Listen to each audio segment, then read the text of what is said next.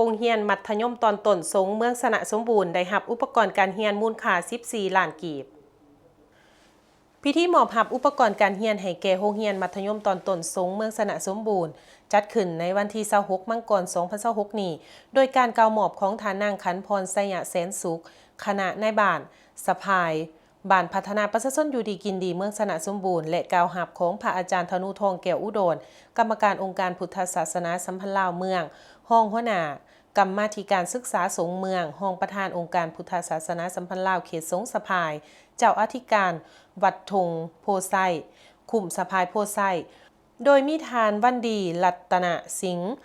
ห้องผู้อำนวยการโรงเรียนมัธยมตอนต้นสงพร้อมด้วยคณะครูอาจารย์และนักเรียนภายในโรงเรียนมัธยมตอนต้นสงเมืองสนะสมบูรณ์เข้าร่วม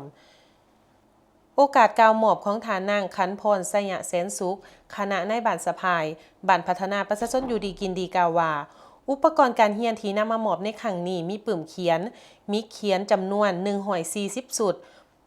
พร้อมด้วยน้ำดื่มและเงินสดอีกจำนวนหนึ่งมูลค่า14 ล้านกีบซึ่งได้รับการอุปถัมภ์ช่วยเหลือจากครอบครัวแม่ใหญ่คำแสงวงศรีแก้วพร้อมด้วยเพื่อนมิตรสหายจากประเทศสหรัฐอเมริกาและจากครอบครัวแม่ใหญ่บัวแบงธรรมหักษาพร้อมด้วยเอื้อยอ้ายน้องที่อยู่บ้านสะพายและอยู่ภายในและต่างประเทศจุดประสงค์ก็เพื่อสุขอยู่ส่งเสริมเวียกงานการเรียนการสอนของโรงเรียนมัธยมตอนต้นสงเมืองสนะสมบูรณ์ให้เพียงพอ